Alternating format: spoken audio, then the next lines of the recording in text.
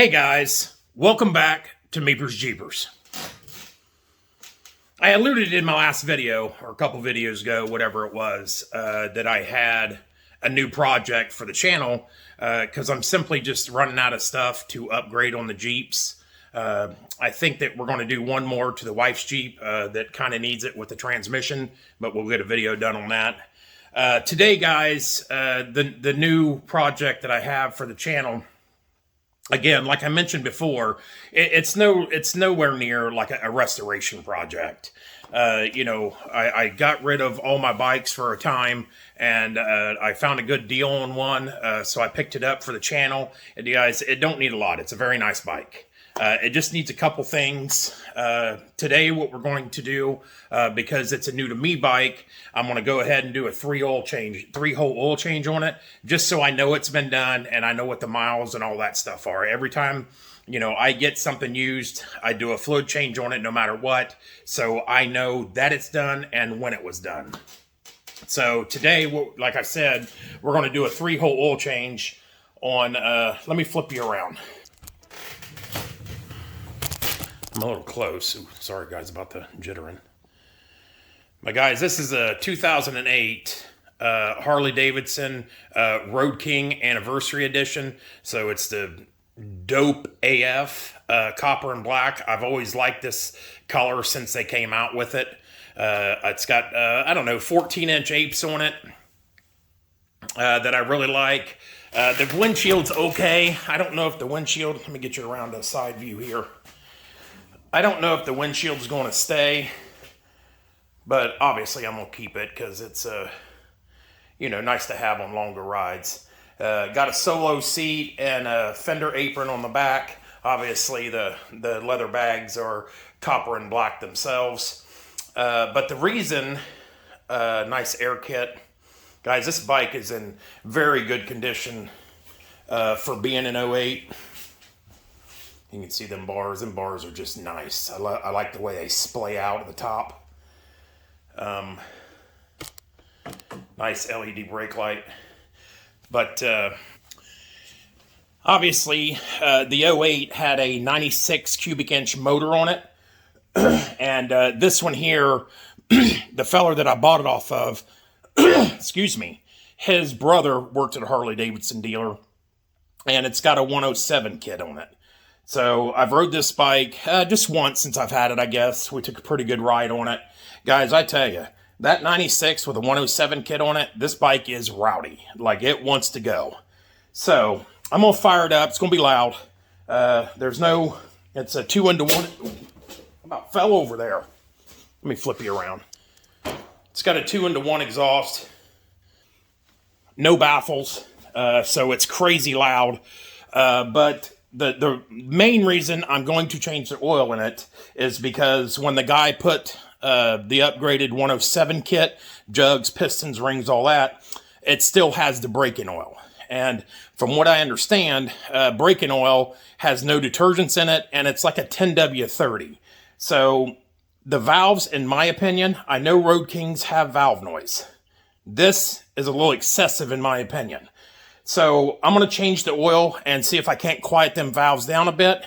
If not, we're going to adjust the valves at some point. But I'm going to fire it up. It's, like I said, going to be loud. Let me flip you around. Bend you down here so you can... But it's got 44,000 miles on it. But, guys, whoever had this bike, I can't remember the guy's name, they took excellent care of it. But I'm gonna fire it up, get you close to the valves. Let's go to the other side. Get you close to the valves so you guys can hear it. And if you think, leave your comments. If you think it's noisier than it should be, which I think it is, this is my second. The other Road King I had was an 06, and the valve train was a little noisy on it also. But this sounds a bit excessive to me. So let me fire this up, and I'll show you what it sounds like.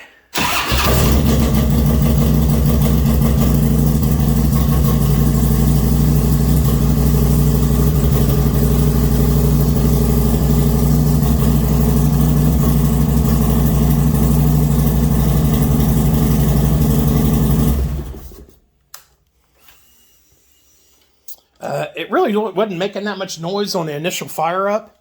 But the other day, guys, when I was riding it, and you know, menu up here, you know, I'm no stranger to bikes. I think this is my 6th or 7th one. So to me, it sounds a little noisy. So anyway, we're going to change the oil on it today. I'm going to show you how to do an oil change on it. I don't know that I'm going to go through all 3 holes on the video because it's, you know, if you have a Harley, you probably have an understanding of how to do a 3-hole. But let me flip you around. I'll show you what we're putting in it. So I got the Valvoline VR1. From what I understand, they say it's a great oil, you know, for high performance engines, which, I mean, you know, this being a 107 now, I would consider, you know, a higher performance engine than it was. We got a K&N oil filter. We got the 15140 for the tranny or for the, I'm sorry, primary. And then we have AMSOIL transmission fluid. So I'm going to try to keep you as close as possible to the work I'm doing and show you, guys, there's nothing to change your own oil. There's no sense in, like, if you have a small set of tools, going and paying Harley $300 to $400 to change your oil. I mean, you can do all this yourself. I don't know, it'll probably take me about a half hour to do it all. But guys, just kind of, I do these videos so you can learn how to do some of this stuff yourself. Again, there is no reason at all that you should go to the Harley-Davidson dealer and pay them $400 for 6 quarts of lubricant and 20 minutes to do it. So I'm going to pause you. I'm going to get everything set up and ready to go, and we'll get started. So guys, when you're starting a oil change, before you even crack the drain plug, make sure you loosen up. I'm about to get a towel. So like I was saying, guys, whew, that sucker was on there tight. Just loosen up your, you know, oil fill, your dipstick, so the oil will flow, you know, freely out of the motor. So if you guys can see, I just have me a short little oil. It's just a bowl, guys. It's the only thing I got that is, you know, short enough to get under the bikes. And guys, you just break that oil drain plug loose. It looks like 5/8 is what this one is.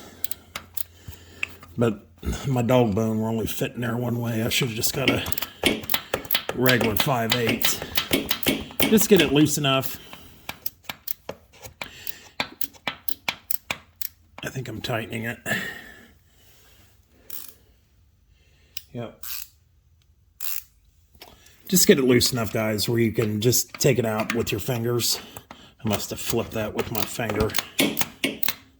I'm trying not to hit the frame of the bike, but there ain't a lot of room under here. So I'm hoping that the oil that comes out of this is fairly clean.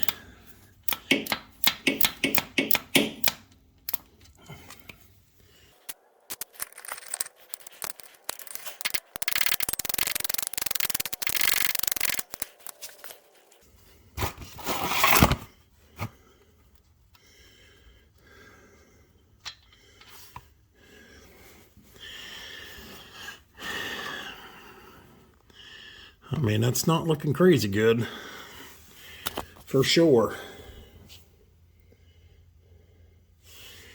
I mean, you want to try to check the end of your magnet. Looking pretty good. The end of that oil, the oil on the end of that magnet don't look too dark. Maybe it's just because it's under the bike and I don't have great light under there, but we're going to let that all drain out, guys, and I'll be back. Still letting it drain, but you can see, get a little bit on my finger. It looks pretty good. I mean, there shouldn't be very many miles on that oil at all. Okay, guys, I let it drain for about, I don't know, 10 or 15 minutes, and I thought that I would break the oil filter loose while I was waiting for it to drain. Guys, I can't say enough to not over tighten your oil filters. Like, that thing was such a pain to get off. Like, I thought I was going to twist it in half. Like, I don't know if, obviously, the Harley dealer done this upgrade on this motor, Man, I tell you, any more than hand tight, guys, when that thing heats up, it's just going to get tighter and tighter. So you don't need it that tight at all. So we got the drain plug back in now, and the oil looked pretty good coming out of it. Just going to wipe everything down, make sure we don't have any oil, residual oil that's going to hit the pipes or something hot and, you know, smell. So let's go to the other side and we'll get the oil filter. I wished I could have, let me turn your, I wish I could have showed you me getting off the oil filter, but guys, that thing was so crazy tight. Luckily, I have that Lyle expandable oil wrench. Guys, if you ain't got one, I'm not getting paid from Lyle. It's just that, you know, the Harley one has that side cut out, and this one just has the sides missing. So it'll fit several different sizes of oil filter. And it came in clutch. It saved me from having to stick a screwdriver through that oil filter to get it off. So let's go to the other side and get the new oil filter. So we're going to put the oil filter on. I had to get Mother Light because all my other ones are dead for some reason. But guys, these filters here for the oil filter, or the funnels for your oil filter and for the primary on the bike, guys, you can buy them dirt cheap off Amazon. It's absolutely worth spending the money rather than taking that oil filter off and all that oil running all over the bottom side of your motor. So let's get in here, get some light in there, and get this oil filter back on. Obviously, K&N. I stripped that one out or the old one, trying to get that thing out of there because it was so stinking tight. And it's a wide debate. Got some used oil, whether you oil the O-ring or not. I don't know that it matters. I've always done it, so I just keep doing it. So let me get ready, and we'll get this oil filter back on there. Again, guys, I cannot say it enough. Hand tight only. I mean, I'm going to use a ratchet because I can't get my big mitts back there. But guys, once you spin it on, once it bottoms out, maybe a quarter of a turn, maybe. And that's it. So let me get a light, or get this light on, and I'll get you back. All right, guys, as you can see, obviously I'm of a little bit of cleanup there because I pulled the funnel out, and a little bit still dripping, as you can see. But again, I oil my O-rings, and it is kind of tight to get in there, guys. That is the main reason, other than K&N being such a nice, you know, oil filter. That's the main reason I use them, because it's just so much easier. See, that's bottomed out. And watch. What we're going to do, go the right way. You watch the oil filter. Well, I didn't get it bottomed out. So that's bottomed, and you see the dots on the oil filter. I'm going to take this one up to 12 o'clock. That's tight, guys. You don't need no more than that. I think that was even a hair too much. But we got the oil filter on. I'm going to get some brake clean, get all that cleaned out down there, and I'll bring you back. Okay, guys. As you watch the video, we got all the oil drained out of the motor. We got the overly tight oil filter off on, and got the new filter installed correctly. So now it's supposed to take 3.5 quarts ballpark. I'm going to put 3 in, and then a little more, and keep checking it to make sure I'm not overfilling it. So I'm going to turn my light on so I don't bend you down here. And guys, this is another funnel. You don't have to have it, but it's nice to have. Sorry about the bouncing. It's nice to have, so you know you're not having to hold the funnel and pour the oil at the same time. So, and again, guys, I've never used this before, but I've been hearing some displeasure out of the Sin 3. So I thought, you know, I was using AMSOIL a few times before. I thought I'd try something new, especially on this, you know, modified engine. And we're going to see how this VR1 does. So let me get this opened, and we'll fill it with 3.5 quarts. Okay, here we go. Guys, you see these marks on the side of this jug? This is 4 quarts, or 1 quart, sorry, 1 quart per notch. and then up to here. So this is a 5-quart jug, so obviously I'm not going to use it all. I just figured I'd point that out so you can kind of measure how much you have put into the bike or how much you have left in this jug. So, and again, in case you're a newbie, pour it from the side. Don't pour it like this because it'll glug, glug, glug. I mean, it may still a little bit on its side. Yeah, see that? It just pours a lot easier on its side. Whoop. About overfilled it there. And it's still kind of chilly where I'm at, so this oil is probably fairly thick. And we're just going to keep going, keep going, keep going until we get the 3.5 quarts.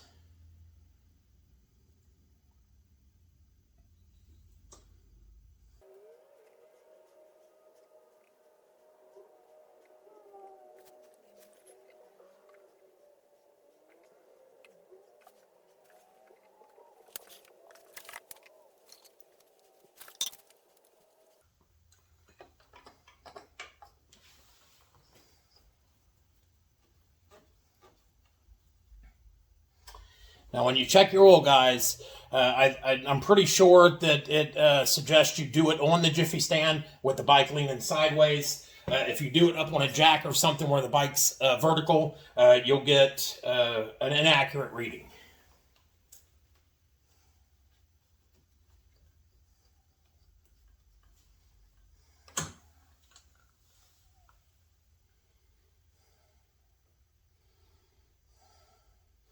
And I don't know if you can see that. See if I can get the light to glisten off of it. It's about halfway up the crosshatch area. I'm gonna put in a touch more. I like it about 3/4 of the way up.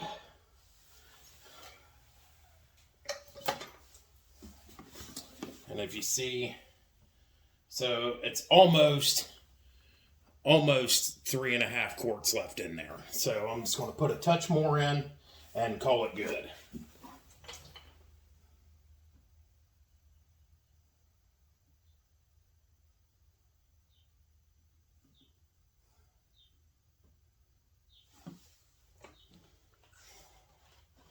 And then I'll have 2.5 quarts left for my next oil change. So that's kind of nice.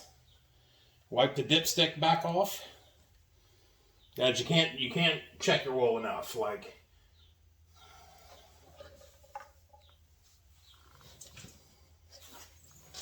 all right.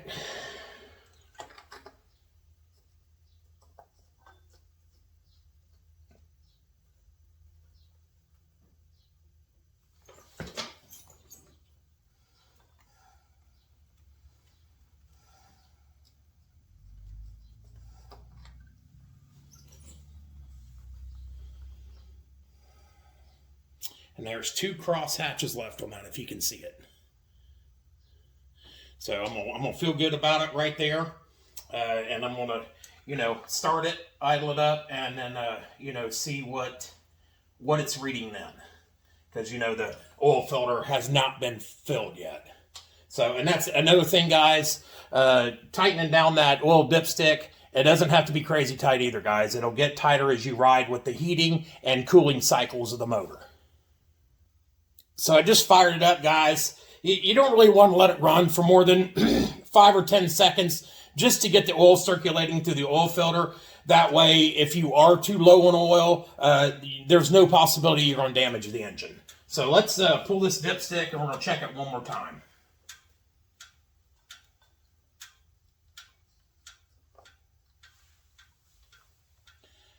Wipe it off.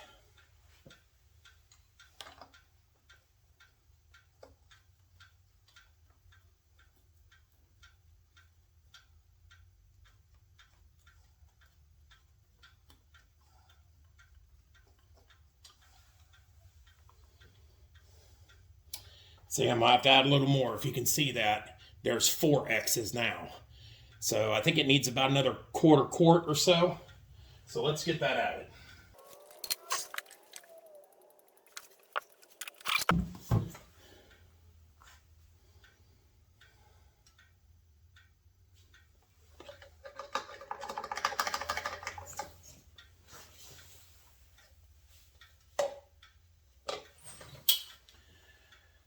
and wipe it off, and we'll check it one last time.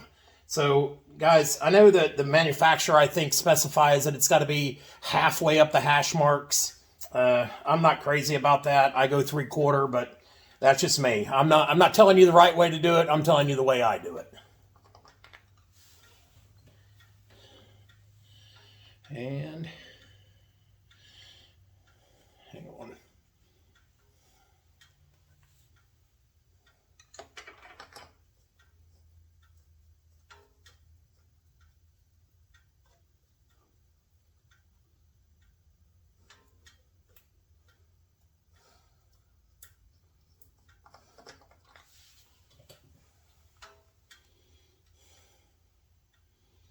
And I got 3 left, so it's a little more than half. So I'm going to ride with that for right now. And then I'm going to take it for a ride and check it again. Again, guys, checking your oil and change your oil, like, it's just, guys, it's a given. You have to do it.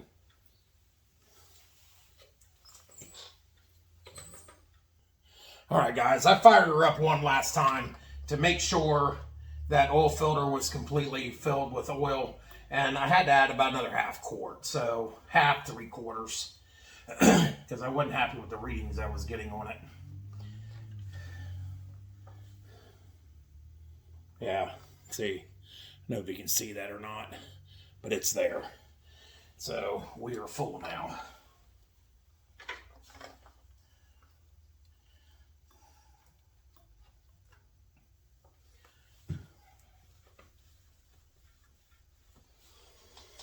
Alrighty.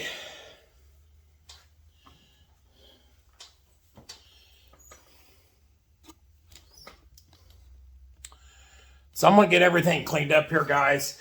I was going to do a 3-hole, but with the oil filter giving me the problems it did, that's going to make this video just too darn long. And I'm going to do the other 2 holes in another video. I mean, they'll be in concession of each other.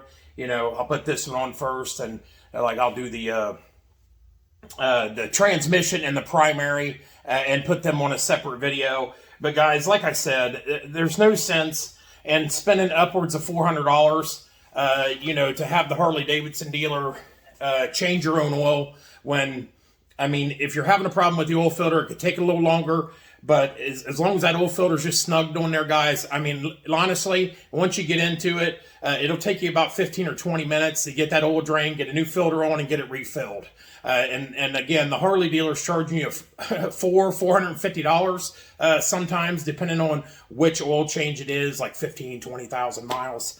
Guys, do it yourself. It's not hard. You don't need very many tools to do it. And then you also get the satisfaction of working on your own horse. Thanks, guys.